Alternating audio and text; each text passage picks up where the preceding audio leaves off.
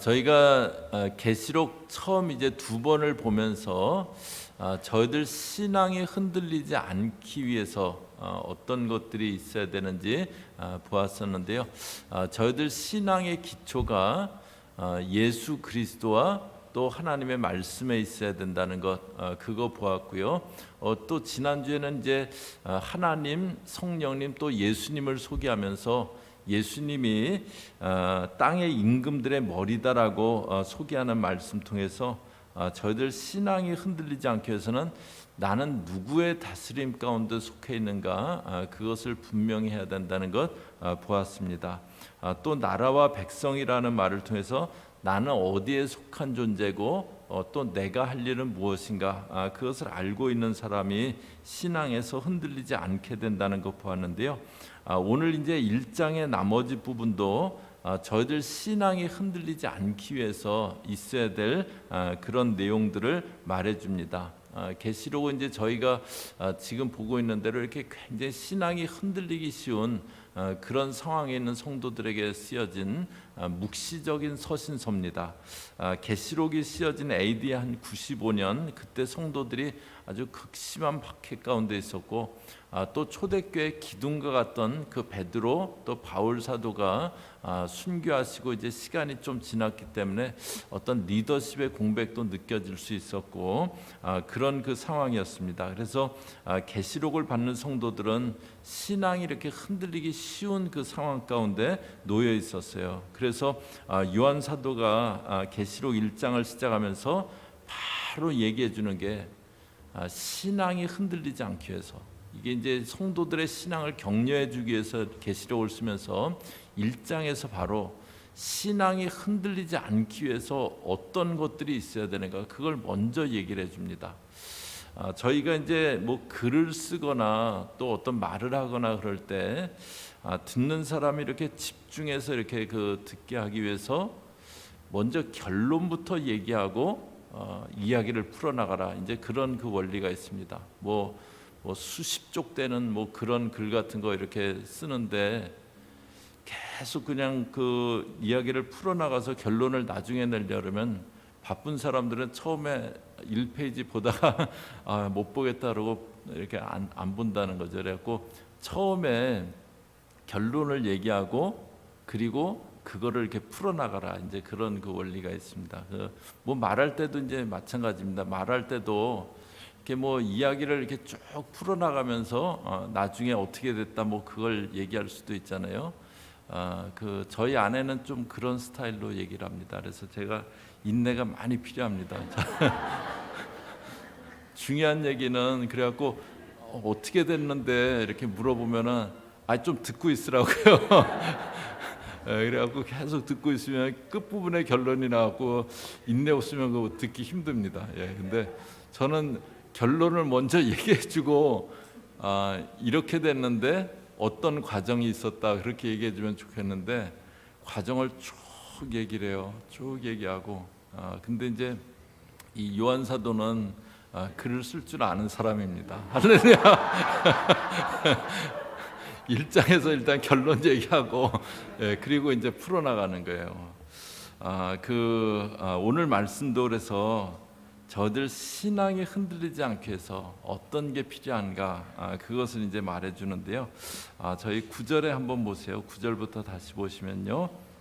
나 요한은 너희 형제요 예수의 환난과 나라와 참음에 동참하는 자라. 자신을 이제 형제라고 이렇게 소개하면서요, 예수의 환난과 나라와 참음에 동참하는 자라고 합니다. 저희가 예수를 믿는 데는 환난이 있다. 예수의 환난, 예수를 믿는 데는 환난이 있다. 그것을 말해주고요. 또 하나님 나라 들어가는 데는 참음이 있어야 된다는 것 말해줍니다.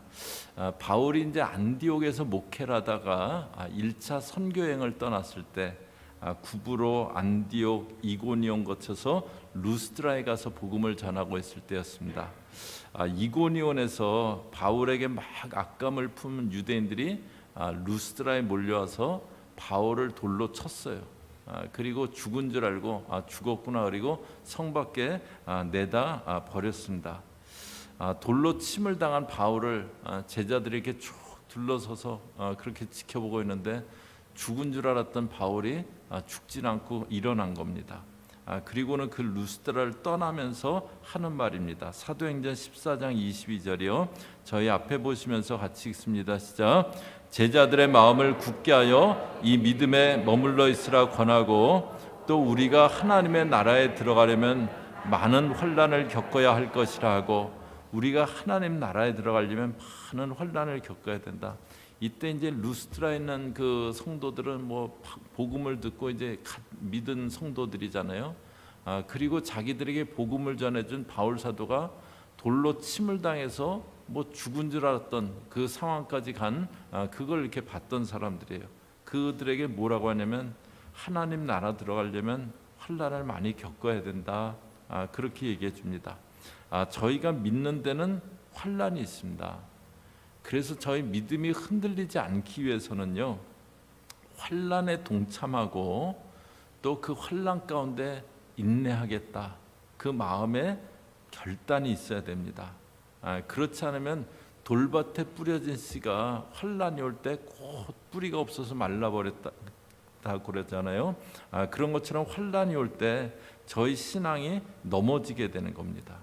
요한은 자기는 예수의 환난과 나라와 참음에 동참하는 자라래요. 그러면서 이제 9절 뒷부분에 하나님의 말씀과 예수를 증언하였으므로 말미암아 반모라 하는 섬에 있었더니, 하나님의 말씀과 예수가 저희 첫 시간에 이게 고난하고 이렇게 연관되어 있는 표현이라는 것 보았었는데요.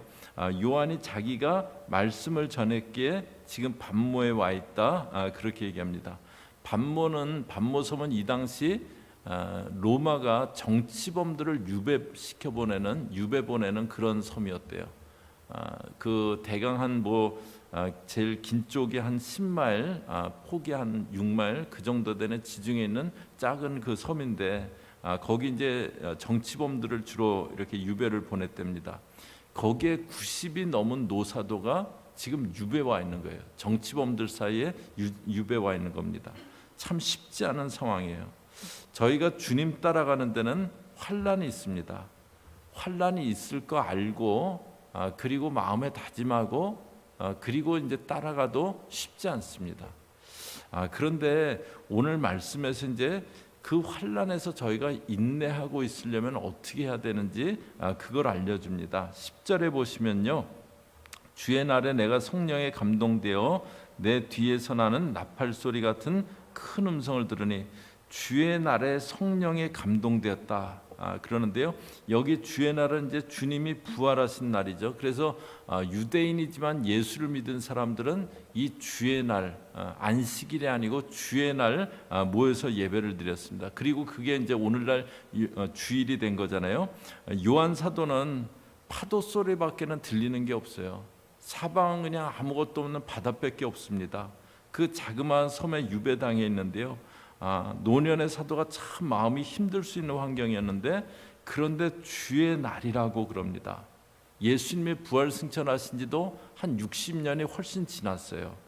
그런데 이때도 노사도가 그 반모섬에 유배가 있으면서 주의 날을 기억하고 예배하고 있었던 겁니다. 저희가 환난에서 인내하려면 어떻게 해야 되는가? 예배할 때 저희가 환난을 인내할 수 있는 힘이 주어지게 됩니다. 예배할 때 아무리 대단한 신앙이었어도요, 예배가 없어지면 신앙의 힘을 잃기 쉽습니다.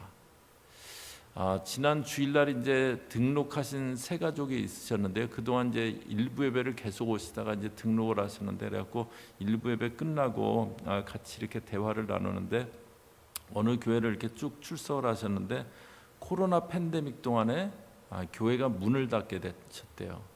그래서 이제 대기 여기서 그렇게 멀진 않기 때문에 저희 교회에 오셔서 예배를 하시다가 저희 교회에 이제 등록하시기로 했다고 이제 그러시더라고요.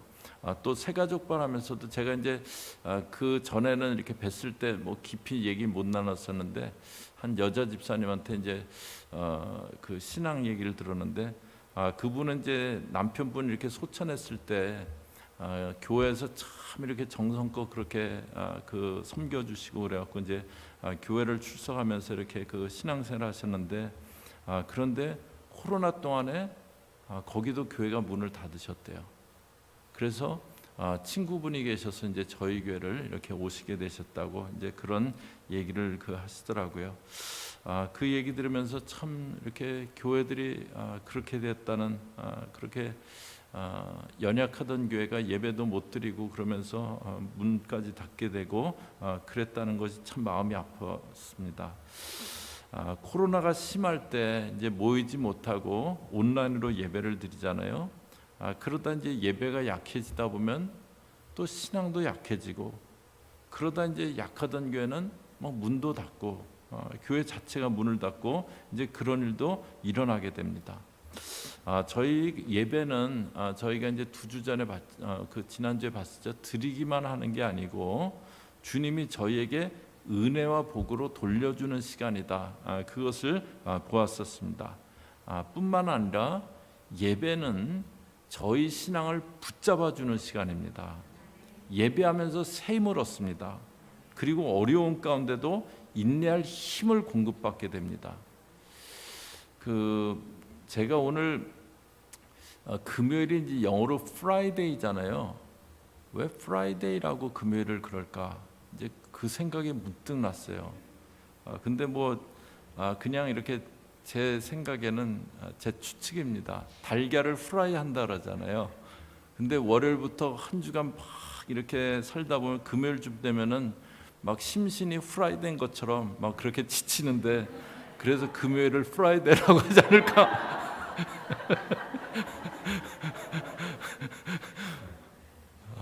하여튼 진짜 황당한 추측인데 제 추측은 그렇습니다. 예, 어디 그게 나오는지 그럴지는 모르겠는데, 근데 이제 프라이데이 때 그렇게 프라이데이다가 세러데이는 SAT잖아요. 앉아 있다 그런 거잖아요. 잘 앉아 있다가 썬데이 햇빛 같은 모습으로 와서 예배드리라고. 예, 그래서 썬데이가 아닐까 이제 그렇게 생각을 했어요. 하여튼 그 프라이데이는 저희 참 이렇게 한 주간 동안 지친 그런 상태인데요. 그런데 그 프라이데이에 예배하러 나오는 여러분들을 주의 이름으로 축복합니다. 그런데 이렇게 육신이 고단해도 저희가 예배할 때 오히려 어려움을 인내해 나갈 수 있는 힘을 얻게 됩니다. 예수를 믿는 데는 환난이 있습니다. 그렇게 믿는 사람은 예배하면서 환난을 인내할 힘을 얻어야 됩니다. 저도 이제 예배를 인도하지만 예배가 있기 때문에 저도 신앙이 지켜지는 거고 또 마음의 열정을 이렇게 계속 유지하는 거고, 여러분도 이렇게 주일, 금요일 이렇게 예배하면서 새벽에 예배하면서 그게 이렇게 내 신앙을 지켜주잖아요. 그래서 예배를 통해서 이렇게 환난을 인내할 힘을 얻고요. 또 어떻게 환난을 인내할 수 있게 되는가? 11절에 보시면요. 이르되 내가 보는 것을 두루마리에 써서 에베소, 서머나, 버가모, 두아디라, 사데, 빌라델비아, 라오디게아 등 7교회에 보내라 하시고, 이제 그렇게 예배하던 그 요한 사도에게 네가 보는 것을 두루마리에 써서 7교회에 보내라고 하시면서 12절에 몸을 돌이켜 나에게 말한 음성을 알아보려고 돌이킬 때, 그래서 이제 요한 사도가 누가 말씀하시나 이렇게 보려고 돌이켰는데 13절에 촛대 사이에 인자 같은 이가 발에 끌리는 옷을 입고 가슴에 금띠를 띠고, 그러면서 이제 예수님에 대한 묘사가 16절까지 나옵니다. 그런데 이제 2장부터 계시록 2장 3장은 7교회에 주시는 그 주님의 말씀이잖아요. 거기는 이제 각 교회를 이렇게 주님의 말씀을 주기 전에 그 주님을 말씀하시는 주님에 대한 묘사가 이제 그 각 교회별로 나옵니다. 예를 들어서 이제 14절 뒷부분에 보시면요. 그의 머리와 털의 희기가 흰 양털 같고 눈 같으며 그의 눈은 불꽃 같고, 15절에 그의 발은 풀무불에 단련한 빛난 주석 같고 그랬는데요. 2장 18절 한번 보세요. 2장 18절에 두아디라라는 교회, 그 교회에게 주신 말씀인데요. 저희 18절 같이 한번 읽습니다. 시작. 두아디라 교회의 사자에게 편지하라. 그 눈이 불꽃 같고 그 발이 빛난 주석과 같은 하나님의 아들이 이르시되, 1장에서 예수님에 대해서 쭉 묘사하고요. 7교회를 그 얘기해 주실 때 그 주님이 말씀하시는데 그 앞에 얘기했던 것 중에서 그 교회 그 적절한 그 묘사들을 소개할 때, 예수님을 소개할 때 다시 나옵니다. 그래서 이제 여기 12절부터 16절까지 왜 예수님을 이렇게 묘사했는지는 이제 그때 7교회 보면서 조금 더 자세히 보겠고요. 그런데 여기 예수님을 1장에서 묘사한 이 그 전체 묘사는요, 예수님의 전능성에 대해서 주로 얘기합니다. 17절에도 보시면요, 14절에 불꽃 같고 빛난 주석 같고, 또 17절에 보시면은 내가 볼 때 그의 발 앞에 엎드러져 죽은 자 같이 되며 그가 오른손을 내게 얹고 이르시되 두려워하지 말라, 나는 처음이요 마지막이니. 처음이요 마지막, 이것은 전능성을 얘기한다. 그거 저희 봤었죠. 그 다음에 18절에 곧 살아있는 자라, 내가 전에 죽었었노라 볼지어다 이제 세세토록 살아있어. 세세토록 살아있다고 전능하신 예수님에 대해서 말해주세요. 우리 예수님은 전능자시고요, 저희가 예수님의 전능하심을 믿고 있을 때 인내할 수 있게 됩니다. 저희가 예수님은 전능자다, 뭐 그거 다 믿는 사람은 다 믿는 거 아니냐, 그렇게 생각하는데요. 그런데 저희가 정말 예수님이 전능자라고 믿으면 신앙에는 초자연적인 영역이 있다, 그것을 인정하게 됩니다. 신앙에는 초자연적인 슈퍼내추럴한 그런 영역이 있죠. 그런데 신앙생활을 그냥 내추럴한, 우리가 인식이 가능하고 이해가 가능하고 그 범위에서만 신앙생활하는 경우들도 많습니다. 예수님은 전능자시고 신앙에는 초자연적인 영역이 있다고 그냥 머리로는 알고 있을지 몰라요. 그런데 그렇게 믿지는 않는 거예요. 그래서 초자연적인 역사는 기대하지 않습니다. 그냥 내가 이해가 되는 범위 내에서, 상식의 범위 내에서 신앙생활합니다. 그런데 그렇지 않고요, 예수님은 전능자시고 신앙에는 초자연적인, 사람으로는 설명하기 힘든 그런 일들도 일어납니다. 예수님은 그런 능력의 주님이세요. 그런데 예수님은 그냥 능력만 있으신 분이 아니고요, 예수님의 머리와 털의 길이가 흰 양털 같다. 예수님을 양에 비유했는데요, 그 양은 섬김의 동물입니다. 털 다 깎아서 철철이 털 다 깎아내고 그러다가 마지막에는 제물로 자신을 다 바치기도 합니다. 양은 섬김의 상징이에요. 예수님은 능력의 주님이시지만 그러나 섬김을 바탕으로, 섬김의 바탕을 가지신 그런 능력의 주님이세요. 능력이 남을 괴롭게 하고 남을 억누르는 데 사용될 수도 있습니다. 그런데 예수님의 능력은 섬김이 바탕이 된 능력입니다. 그래서 요한사도도 이제 처음 자기를 소개할 때 나 요한은 너희 형제요, 그렇게 소개를 하잖아요. 이때는 1세대 사도들, 베드로나 뭐 야고보나 1세대 사도들은 다 순교한 때입니다. 이 요한사도 한 명 남았어요. 그러니까 예수님 공생애 때부터 같이 있었고 예수님이 사랑하셨던 제자였고, 그러니까 나 사도 요한은 하면서 뭐 거의 자기를 교황 수준으로 막 높이면서 그렇게 소개할 수도 있었을 거예요. 그런데 자신을 사도라고도 표현하지 않고 너희 형제라고 표현합니다. 이게 이제 그런데 사실이죠. 저희 믿는 사람들은 다 형제잖아요. 아멘. 예. 요한도 참 겸손하고 성도들을 섬기는 그 마음으로 말하고 있는 거 보게 됩니다. 그런데 그건 예수님께로부터 배운 거였어요. 예수님의 리더십이 섬김의 리더십이시잖아요. 예수님의 능력은 섬김이 바탕이 된 능력입니다. 그렇게 예수님은 고난받는 자기 백성들을 외면하지 않으세요. 자기 백성들에게 아무 관심도 없으신 분이 아니십니다.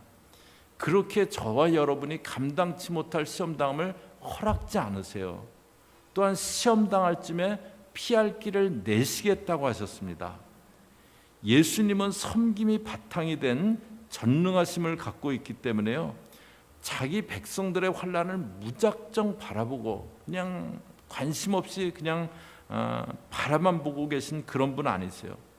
그렇게 어려움과 환난이 있을 때 내가 지금 어려움이 있지만 그 능력의 주님이, 나를 섬겨주시는 그 주님이 나를 바라보고 계시다, 그것을 기억해야 됩니다.